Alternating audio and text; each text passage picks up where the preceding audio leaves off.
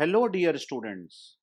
In this video, we will see a question asked on pointers in GATE 2000.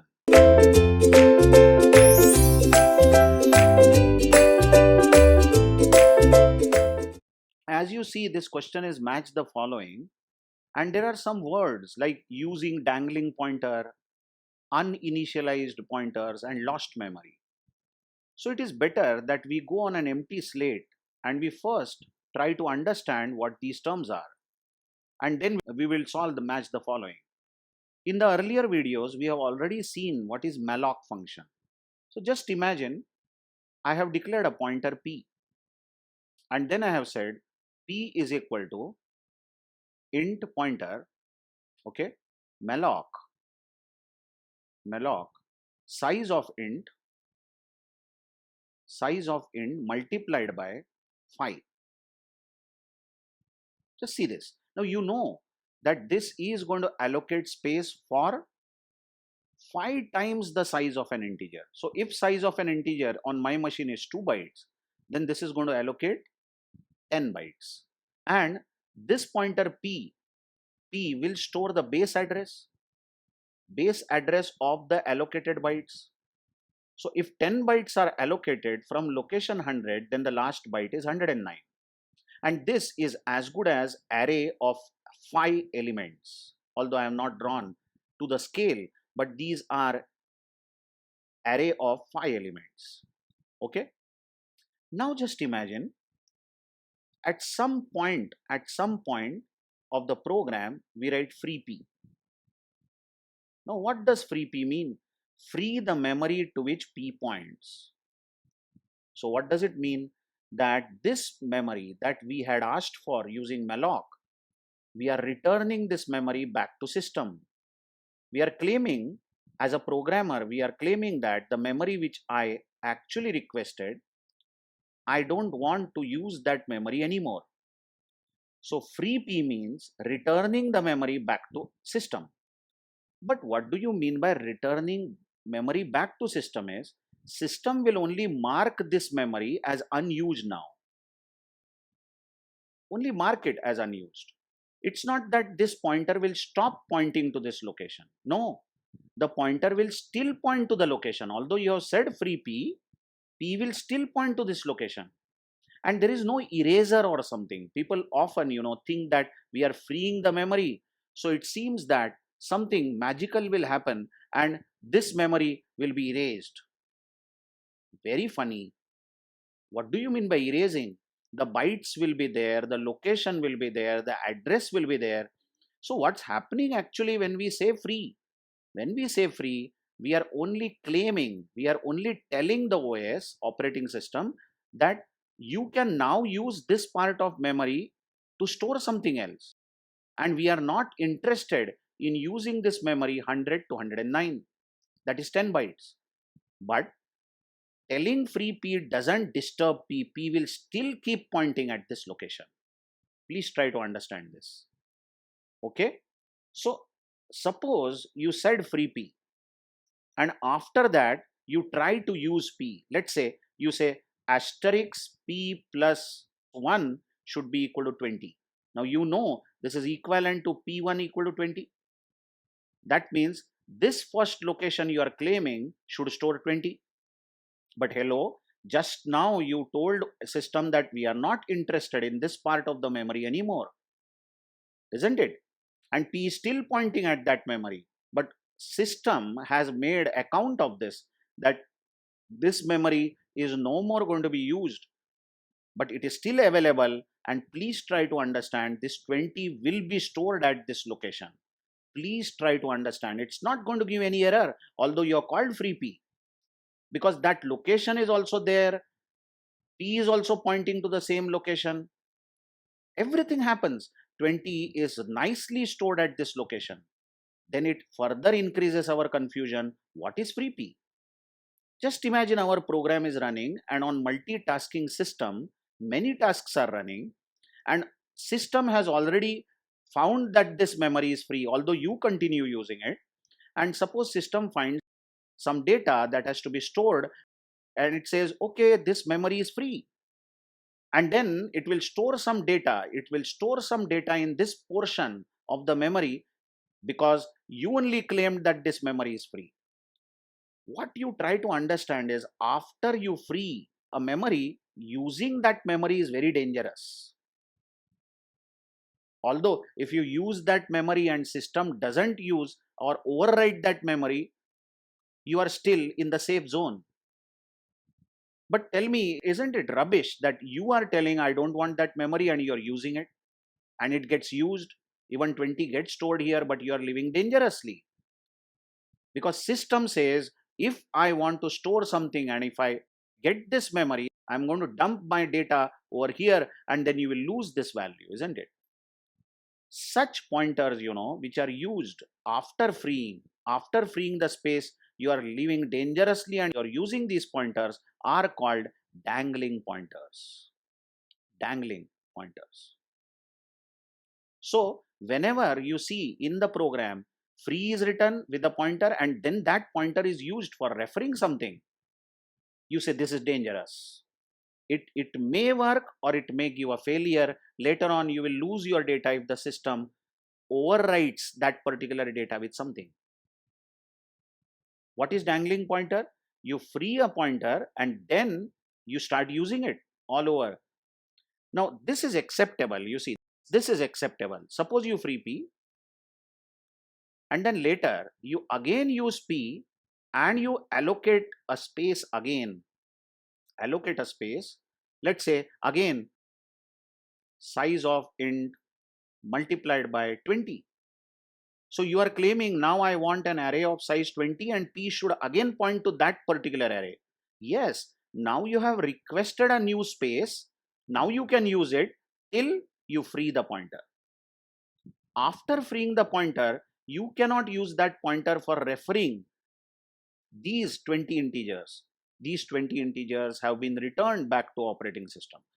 Now, just imagine again that I have a code in which I have a pointer like this, int pointer P. Okay. And I say asterisk P is equal to 10. Check this notation. Asterisk P is equal to 10. What it means is value to which P points should be 10. Because once the pointer is declared and any such notation is used, then it means value to which the pointer points should be 10. Now, such statements are going to give error. The error is because the pointer is not initialized.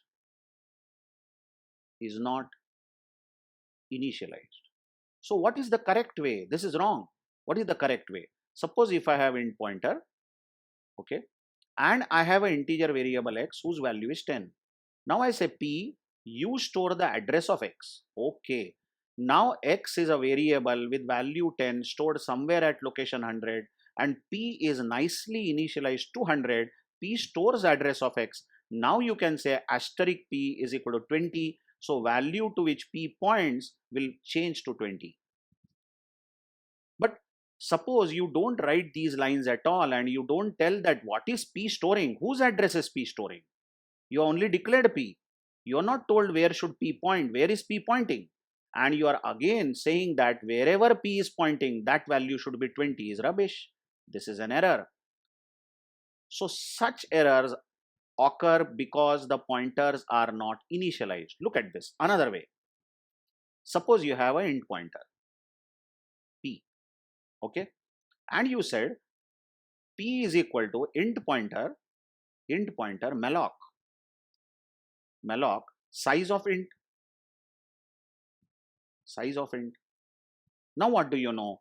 P is a pointer and this P pointer should point to newly allocated space and space is equal to size of int. So one integer will be allocated and P will point to it, meaning if the address where this integer is allocated is 200, then P stores 200. Now P is initialized. Please try to understand. And now you can tell, now you can write the notation asterisk P should be 30. So value to which P points will be 30.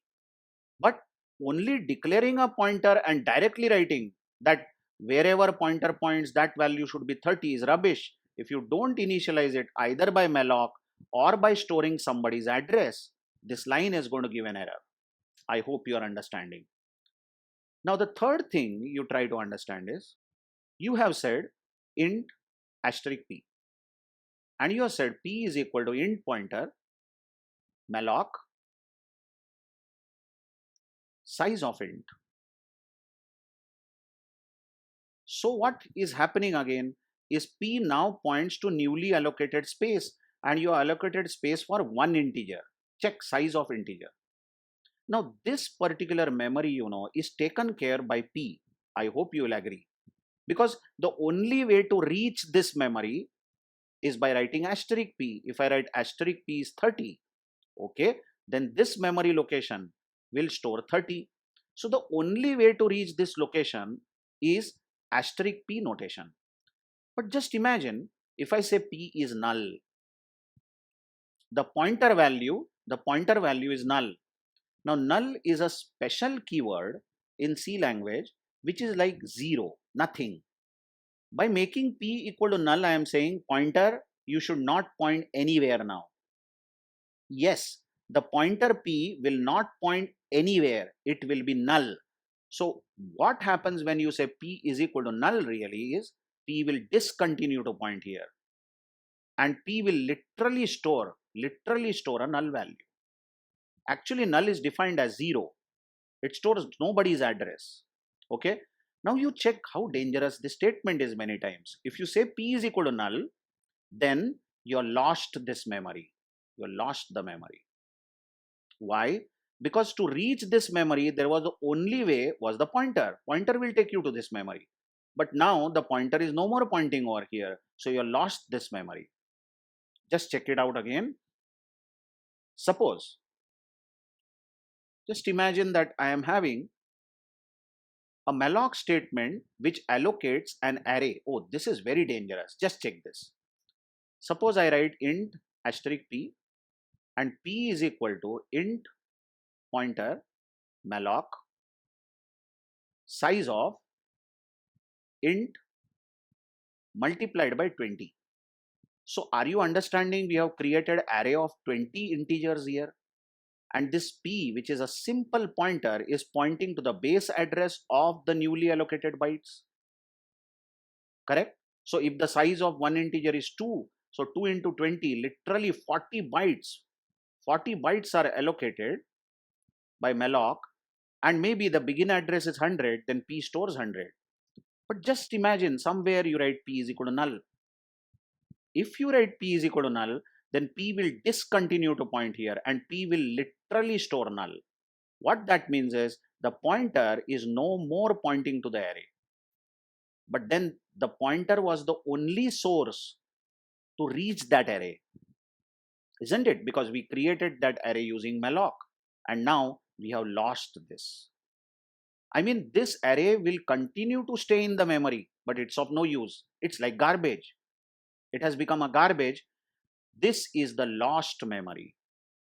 I repeat, this sequence of bytes will stay in the memory, but it is lost because we can't reach it.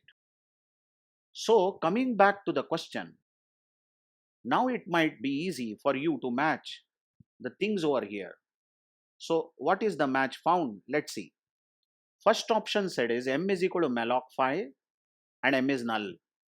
Just see, if m is equal to malloc 5, then m is pointing to sequence of 5 bytes. And then immediately next statement you said is m is null. Then this memory cannot be used anymore, but it will stay in the memory and it will be part of our program because we have not released it by calling free. So this is lost memory. Free n and n arrow value equal to 5. I'll tell you what is arrow notation when we learn structures, but it is clear that we are freeing n and we are using the pointer immediately to access something. Then this is dangling pointer. And last thing is you are declaring a pointer of type char and you are saying wherever that pointer points should store a. This is rubbish. You have not initialized the pointer and you are saying that pointer should point to a. This is using uninitialized pointer. So the correct option is x3, then y1 and z2. D is the correct option. I hope you have understood all three notations very well. What do you mean by dangling pointer? What do you mean by uninitialized pointer? And what do you mean by lost memory? Thank you very much.